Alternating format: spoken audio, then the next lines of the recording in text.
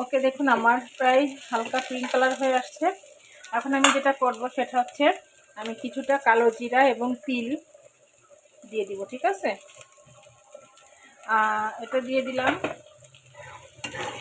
এটা নাড়তে থাকি। অ্যান্ড দেন যেটা করব সেটা হচ্ছে আমি একটু চিনি দিয়ে দিলাম, কারণ এটা একটু টক জাতীয়, তো তাহলে একটু টক মিষ্টি আসবে চাটনি আকারের।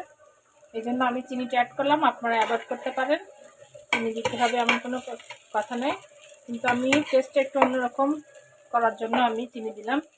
আর দিব অবশ্যই একটু লবণটাও দিয়ে দিলাম। এখন এগুলো খুব ভালো করে আবার একটু আমি ভেজে নিচ্ছি, পেঁয়াজ মরিচ রসুন সব কিছু একসঙ্গে।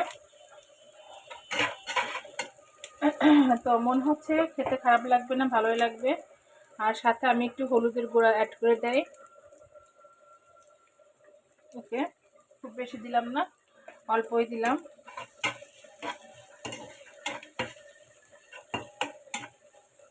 এখন দেখুন আমি আর বেশিক্ষণ সময় নিব না, এখন আমি যে এখান থেকে এগুলো দিয়ে দিব। ব্যাস, বিসমিল্লাহ। জানি না কেমন হবে, প্রথম রান্না, নিজের মতো করে রেসিপি তৈরি করলাম।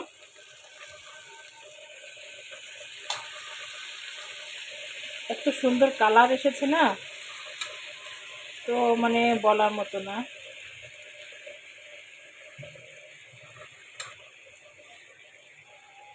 তো যাই হোক, আমি এখন একটু নেড়ে দিব। এটা নাকি মানে গলে যায়, খুব বেশি সময়ও লাগবে না।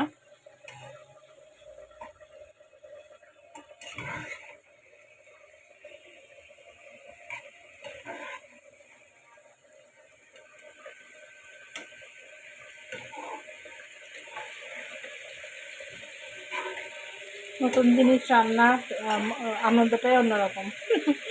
বুঝতেছি না যে কেমন হবে, কিন্তু খুব ভালো লাগতেছে, নতুন এক্সপিরিয়েন্স। তো এটা চাও খাওয়া যায়, আমি চাও বানিয়ে দেখাবো আপনাদের এবং খেয়ে দেখবো যে আসলে চাটা কেমন লাগে। তো ঠিক আছে, আমি এটাকে একটু ঢাকা